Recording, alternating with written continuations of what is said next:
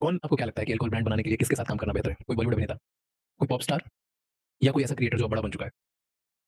या फिर कोई कॉमेडियन जैसे उदाहरण के लिए समीर रायनर ब्रांड बना रहे हैं या फिर भुवन बाम अपना खुद का एक बड़ा ब्रांड बना रहे हैं या फिर शायद करण औजला को पॉप कल्चर से बॉलीवुड तक लेकर आना। मेरे हिसाब से इस समय सबसे ऊपर कौन होगा? मान लीजिए रणबीर कपूर या इसलिए अब मेरा सवाल ये था कि हर सेलिब्रिटी आपके साथ काम क्यों करना चाहता है? क्योंकि हमने खुद को साबित कर दिया है। हमने पिछले साल 3 लाख मामलों को निपटाया है। ये 25 से 26 है। हमने 3 लाख मामले निपटाए हैं। हम सबसे अधिक तीव्र गति से बढ़ने वाला ब्रांड है। कम से कम महाराष्ट्र में तो हम निश्चित तौर पर हैं ही, यदि पूरे देश में नहीं तो। लेकिन देश में हम पहुंचने में सक्षम रहे हैं पिछले 2 वर्षों में 16 राज्यों में। इस साल हम 28 राज्यों तक पहुंच जाएंगे और हम पहले से ही 6 देशों में हैं। तो अंतर्राष्ट्रीय स्तर पर हम 6 देशों में हैं और भारत में 16 राज्यों में। कमाल है। एक ऐसा अटूट भरोसा है जो उन्होंने मुझ में देखा है, मैंने खुद को साबित किया है। और मुझे लगता है कि हर सेलिब्रिटी कहीं न कहीं देखता है कि अगर हम संजू के साथ कर सकते हैं, तो निश्चित ही मैं ये उनके साथ एक बार फिर से कर पाने में सक्षम हूँ। और बिज़नेस में पूरी तरह से स्पष्टता है, मैं किसी के साथ ब्रांड्स को मिक्स नहीं करता। हर किसी की एक अलग कंपनी है जिसके तहत वे काम करते हैं। मेरे साथ हर सेलिब्रिटी अलग कंपनी में है। वह अपनी कंपनी का पूरा हिस्सेदार है, मेरे साथ। और अगला किस ब्रांड पर आप सबसे ज्यादा भरोसा कर रहे हैं? कौन सा सबसे तेज होगा? मुझे लगता है अगला मैं अपना पूरा भरोसा और अपना सारा पैसा वरुण पर ही लगाऊँगा और इसके साथ ही मेरी ये दिली इच्छा भी होगी कि मेरे जितने भी करीबी दोस्त हैं, वे सभी भी बिल्कुल मेरी तरह ही करें क्योंकि मुझे उस पर पूरा यकीन है। वही करें। लेकिन मेरा यह दृढ़ता से मानना है कि सबसे तेज ग्रोथ वाला सेगमेंट वरुण बेवरेजेस का ही होगा क्योंकि मात्र 120 या 150 रुपए की आकर्षक कीमत पर उनके पास रेडी टू ड्रिंक के बेहतरीन विकल्प उपलब्ध होने वाले हैं, जिसमें विशेष रूप से रम बेस, जिन बेस और वाइन बेस वाली प्रीमियम कैटेगरी शामिल होंगी। हम बादशाह के साथ भी कुछ ऐसा ही कर रहे हैं। Vodka base, ready to drink. इसी वजह से मेरा पैसा बादशाह और वरुण दोनों के साथ है क्योंकि यही सेगमेंट तेजी से बढ़ेगा। कौन आपको क्या लगता है कि अल्कोहल ब्रांड बनाने के लिए किसके साथ काम करना बेहतर है? कोई बॉलीवुड अभिनेता, कोई पॉप स्टार या कोई ऐसा क्रिएटर जो अब बड़ा बन चुका है या फिर कोई कॉमेडियन जैसे उदाहरण के लिए समीर रायनर ब्रांड बना रहे हैं या फिर भुवन बाम अपना खुद का एक बड़ा ब्रांड बना रहे हैं या फिर शायद करण औजला को पॉप कल्चर से बॉलीवुड तक लेकर आना। मेरे हिसाब से इस समय सबसे ऊपर कौन होगा? मान लीजिए रणबीर कपूर या मुझे नहीं पता। मैं तो निश्चित रूप से रणबीर कपूर के साथ काम करना पसंद करूंगा इन सभी नामों में से, और समीर रैना के साथ भी क्योंकि मुझे उनकी फॉलोइंग पता है। मुझे पता है कि वे क्या लेकर आते हैं। और तो आप किसके साथ ब्रांड बनाना चाहेंगे? मान लीजिए रणबीर कपूर। एक अच्छा, बहुत अच्छा कॉन्यैक। ठीक है। महंगा। महंगा, high and. High and. High and होना ही चाहिए। और समय।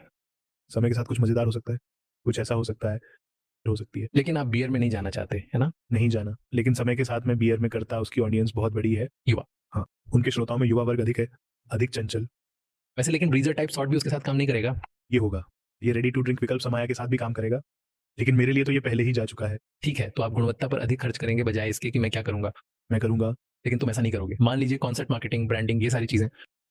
नहीं, हम ब्रांडिंग करेंगे, हम करते हैं और हमें करना ही पड़ता है। तो मुझे लगता है हमने काफी समय पहले ही उस बिजनेस के क्षेत्र में विस्तार करना शुरू कर दिया था जिसमें बार ब्रांडिंग भी शामिल है, और अब हमने अपने खुद के नाम से आलीशान क्लबों का निर्माण भी सफलतापूर्वक शुरू कर दिया है। तो क्लब बार हमने अपने नाम पे डेवलप करना शुरू कर दिया है। तो जल्द ही आपको बांद्रा में एक ग्लेन वॉक बार मिलेगा, आपको बांद्रा में एक ग्लेन जर्नी बार भी मिलेगा। तो क्या वे बार आप ही चलाएंगे? ऐसा जरूरी नहीं है कि हम ही इसे चला रहे हो, लेकिन बार का नाम होगा। तो किसी क्लब के अंदर वो पूरा बार आपका ही होगा। हाँ, हम खाजिम खन्ना से बात कर रहे हैं तो कोई दिक्कत नहीं है। हमने साइन नहीं किया है, लेकिन मुझे लगता है कि जब तक ये प्रसारित होगा तब तक हो गया होगा। हमारे पास होगा। तो अंदर पहले एक ब्लैक डॉग बार हुआ करता था, ठीक है, सालों पहले। अब ये बदल रहा है। ये ग्लेन वॉक में बदल रहा है। क्या आपको दिग्गज कंपनियों से डर नहीं लगता? क्या वे आपको परेशान नहीं करते? कंपनियां, मैं व्यक्तिगत रूप से उनके लिए सबसे बड़ा रिटेलर हूं तो नहीं, लेकिन वैसे भी जैसा कि मैंने पहले भी कहा था, मुझे निश्चित रूप से लगता है कि यहाँ पर हम सभी लोगों के लिए पूरी तरह से पर्याप्त जगह मौजूद है। ऐसी किसी भी चीज से डरने की कोई जरूरत नहीं है। सबसे बड़ी चुनौती क्या है आपके व्यवसाय में?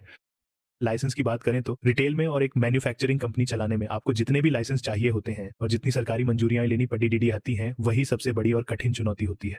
अगर मैं इसे साफ शब्दों में कहूं तो मुझे अपना काम शुरू करने के लिए 25 से भी ज्यादा लाइसेंस चाहिए होते हैं, और इन 25 अलग अलग लाइसेंसों को लेना पड़ता है। सिर्फ एक विदेशी ब्रांड को भारत में इंपोर्ट करना भी आसान नहीं होता, आमतौर पर भला 25 लाइसेंस लेने में कुल कितना समय लगता है? और हमें यह हर साल करना पड़ता है।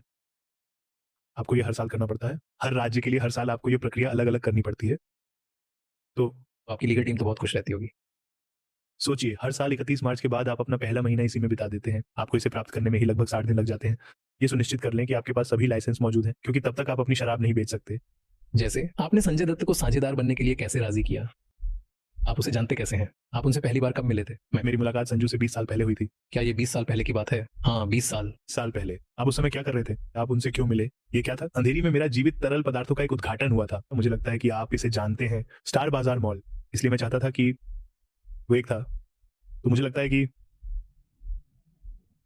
अगर मेरी याददाश्त मेरा साथ दे रही है और अगर मैं इस बारे में बिल्कुल भी गलत नहीं हूँ, तो ये बात शायद साल 2010 की है या फिर शायद साल 2009 के आस-पास की रही होगी जब ये सब हुआ था। 2007। मैं उस दुकान को खोल रहा था और ये एक बड़े आकार का स्टोर था। ये पूरे 2000 वर्ग फुट का एक बड़ा स्टोर था और मेरा एक बड़ा सपना था कि कोई मशहूर सेलिब्रिटी आकर उस स्टोर का भव्य उद्घाटन करे और रिबन काटे। तो मेरा एक दोस्त था भारती वालिया। मैंने भारती वालिया को फ़ोन किया और कहा, "बंटी, वह एक इवेंट कंपनी और इवेंट मैनेजमेंट कंपनी वगैरह चलाते थे।" तो मैंने उसे फ़ोन किया। मैंने कहा, "बंटी, क्या तुम्हारे पास कोई सेलिब्रिटी है जिसके पास हम जा सकें? मेरा बजट बड़ा नहीं है, लेकिन मैं चाहूँगा।" उसने कहा, "भाई, मैं तुम्हें संजू से मिलवाऊँगा और संजू मेरा बहुत अच्छा दोस्त है। वो मेरे लिए भाई जैसा है और वो मना नहीं करेगा। और मुझे यकीन है कि वो तुमसे कोई फीस भी नहीं लेगा या कुछ भी, लेकिन देख लेंगे। ये इतना मुश्किल नहीं है। मैं तुम्हें उससे मिलाना चाहता हूँ।" मैंने कहा, "ठीक है।" मुझे याद है वो उस समय महबूब स्टूडियो में शूटिंग पर था। बंटी और मैं उसकी वैनिटी वैन में बैठे थे और तभी संजू आया और मैं तो जैसे पूरी तरह सुन्न हो गया, मेरे पास शब्द ही नहीं थे। नहीं, मैं उस समय उनसे ठीक से बोल भी नहीं पाया कि सर मैं क्या कहूँ? तो मैं बस इतना ही कह पाया, सर मेरी एक छोटी-सी शराब की दुकान खुल रही है। और वो बोले, चिंता मत करो, मैं आ जाऊँगा। किस तरह से बताना है बंटी को? बंटी मुझे ले आएगा और हम दोस्त बन गए। मेरा मतलब है हमने वहीं पर नंबर एक्सचेंज किए और वो उद्घाटन के लिए आया। मुझ पर भरोसा करो भाई, उसने मुझसे ₹1 भी नहीं लिया। उसने मुझसे ₹1 भी नहीं लिया। उसने मुझसे कुछ भी नहीं माँगा। अगले दिन शिष्टाचारवश मैंने उसके घर एक हैम्पर भेजा जिसमें 20 से 30 बोतलें थीं या जो भी उसे उस समय पीना पसंद था। मैंने बंटी से पूछा वह क्या पीता है और मैंने एक हैम्पर बनाया और उसके घर भेज दिया, बस इतना ही। उसने एक स्टार होने के बावजूद, और मैं आपको बता रहा हूँ 2007 में वो अपने चरम पर था।